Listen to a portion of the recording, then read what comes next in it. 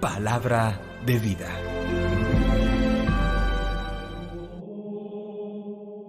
Del libro del Éxodo, capítulo 20, versículos 1 al 3, 7 al 8, 12 al 17. En aquellos días el Señor pronunció estas palabras: Yo soy el Señor tu Dios, que te saqué de la tierra de Egipto, de la casa de esclavitud.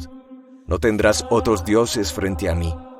No pronunciarás el nombre del Señor tu Dios en falso, porque no dejará el Señor impune a quien pronuncie su nombre en falso. Recuerda el día del sábado para santificarlo. Honra a tu padre y a tu madre, para que se prolonguen tus días en la tierra que el Señor tu Dios te va a dar. No matarás, no cometerás adulterio, no robarás, no darás falso testimonio contra tu prójimo, no codiciarás los bienes de tu prójimo, no codiciarás a la mujer de tu prójimo, ni su esclavo, ni su esclava, ni su buey, ni su asno, ni nada que sea de tu prójimo. Palabra de Dios. Te alabamos, Señor. Salmo 19. Señor, tú tienes palabras de vida eterna. La ley del Señor es perfecta y es descanso del alma. El precepto del Señor es fiel, Él instruye a los ignorantes. Señor, tú tienes palabras de vida eterna. Los mandatos del Señor son rectos y alegran el corazón. La norma del Señor es límpida y da luz a los ojos. Señor, tú tienes palabras de vida eterna. El temor del Señor es puro y eternamente estable. Los mandamientos del Señor son verdaderos y enteramente justos. Señor, tú tienes palabras de vida eterna. Más preciosos que el oro, más que el oro fino, más dulces que la miel de un panal que destila. Señor, tú tienes palabras de vida eterna.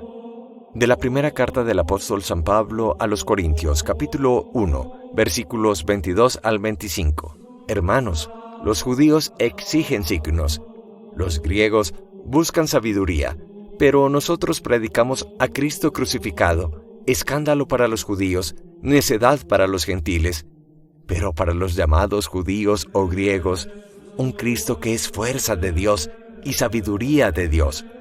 Pues lo necio de Dios es más sabio que los hombres, y lo débil de Dios es más fuerte que los hombres. Palabra de Dios. Te alabamos, Señor. Del Santo Evangelio según San Juan, capítulo 2, versículos 13 al 25. Se acercaba la Pascua de los judíos y Jesús subió a Jerusalén y encontró en el templo a los vendedores de bueyes, ovejas y palomas, y a los cambistas sentados, y haciendo un azote de cordeles, los echó a todos del templo, ovejas y bueyes, y a los cambistas les esparció las monedas y les volcó las mesas, y a los que vendían palomas les dijo: «Quiten eso de aquí, no conviertan en un mercado la casa de mi Padre». Sus discípulos se acordaron de lo que está escrito: «El celo de tu casa me devora». Entonces intervinieron los judíos y le preguntaron: «¿Qué signos nos muestras para obrar así?». Jesús contestó: «Destruyan este templo, y en 3 días lo levantaré». Los judíos replicaron: 46 años ha costado construir este templo, ¿y tú lo vas a levantar en 3 días? Pero él hablaba del templo de su cuerpo. Y cuando resucitó de entre los muertos, los discípulos se acordaron de lo que había dicho, y creyeron a la Escritura y a la palabra que había dicho Jesús. Mientras estaban en Jerusalén por las fiestas de Pascua, muchos creyeron en su nombre, viendo los signos que hacía. Pero Jesús no se confiaba a ellos, porque los conocía a todos y no necesitaba el testimonio de nadie sobre un hombre, porque Él sabía lo que hay dentro de cada hombre. Palabra del Señor. Gloria a ti, Señor Jesús. En unos conocidos textos bíblicos encontramos tanto en la primera lectura de hoy como en el Evangelio una palabra que es poco común en la Biblia. Nos habla en la primera lectura de Éxodo capítulo 20 como Dios pide al hombre fidelidad y adoración solo a Él, porque Él se define a sí mismo como un Dios celoso. De otro lado, en el Evangelio de San Juan capítulo 2, cuando Jesús con azotes derriba las mesas de los cambistas de moneda extranjera por moneda local, diciéndoles que el templo de Jerusalén, lugar religioso y sagrado por excelencia, no puede ser cueva de bandidos, recuerdan los discípulos esta expresión: el celo por tu casa me devora. Hoy nos preguntamos cuál es la diferencia entre tener celo por Dios y su ley o tener celos de Dios. Es que son dos realidades completamente distintas. El celo por Dios es la delicadeza en la fidelidad, la obediencia, el cumplir la ley de Dios como guía segura, sabia, perfecta y universal en nuestra vida, consagrada así en el Decálogo, la gran alianza del Sinaí que nos presenta hoy la primera lectura.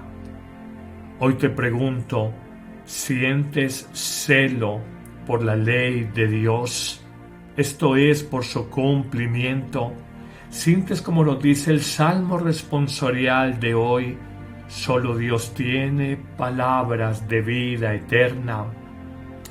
¿O por el contrario, tu celo se ha empobrecido, ha menguado, se ha perdido, y dices en tu corazón, eso era leyes de otras épocas, el mundo ha cambiado, las leyes humanas que están de moda son estas y son diferentes de las leyes del Decálogo?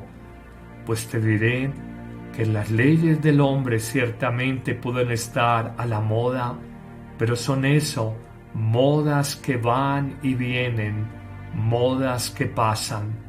Por el contrario, la ley de Dios es perfecta, y me parece impresionante el texto del Salmo 18 que hoy nos propone la liturgia de la Iglesia, cuando afirma: la ley del Señor es perfecta y es descanso del alma. El precepto del Señor es fiel e instruye al ignorante. Los mandatos del Señor son rectos y alegran el corazón.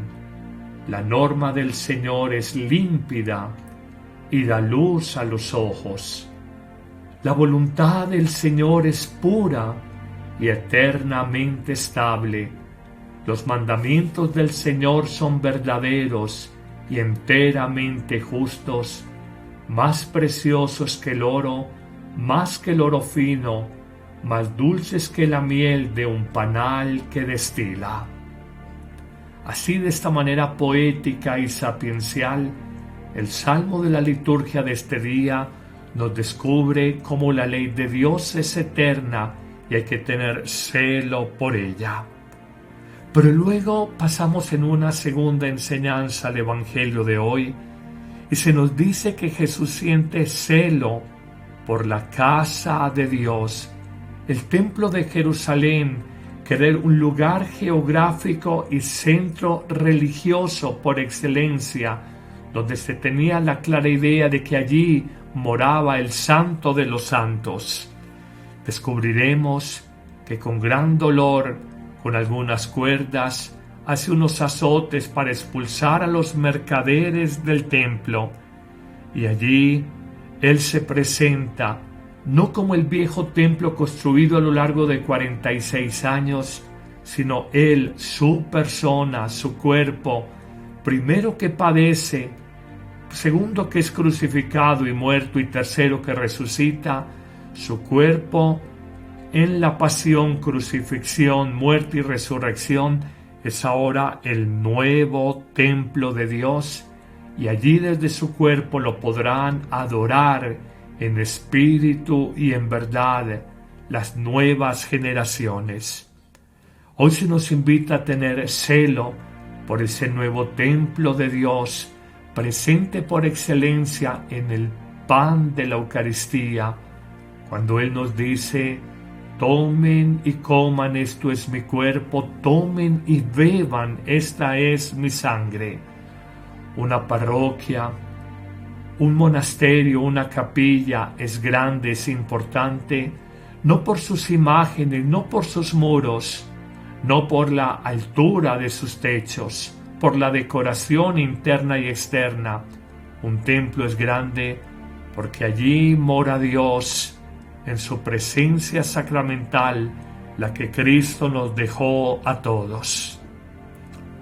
Hoy aprendamos a visitar ese nuevo templo de Dios, a descubrir que allí en espíritu y en verdad lo podemos alabar, le podemos agradecer, lo podemos adorar y reconocer como el primero en nuestra vida. Terminemos con una enseñanza tercera y última. La segunda lectura hoy de la carta de Pablo a los Corintios nos muestra que ese nuevo templo de Dios es Cristo crucificado, con todo lo escandaloso que pueda resultar para el mundo un Mesías crucificado. Los judíos contemporáneos de Jesús no lo comprendieron, y los griegos, que era la cultura sabia de la época, menos lo aceptaron. Por eso Pablo dice que es escándalo para el pueblo de Israel y es necedad, insensatez y locura para el pueblo griego, tan valorado en tiempos de Jesús.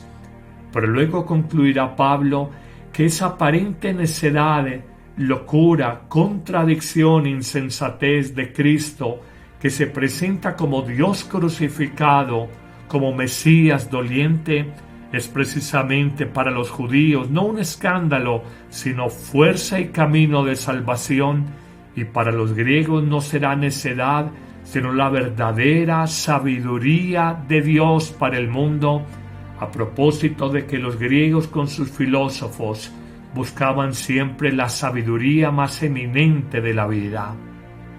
Hoy te digo, no te escandalices, no te desanimes, no te defraudes.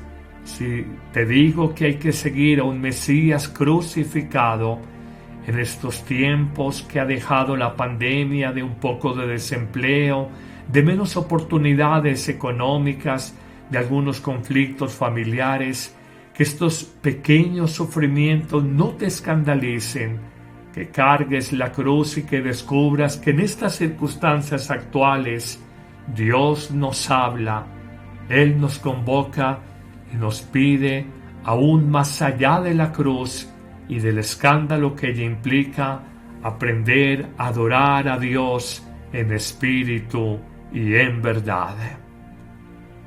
Que el buen Dios en este día bendiga tu existencia, bendiga tu familia, bendiga la cruz que cargas en este día, en el nombre del Padre, y del Hijo, y del Espíritu Santo.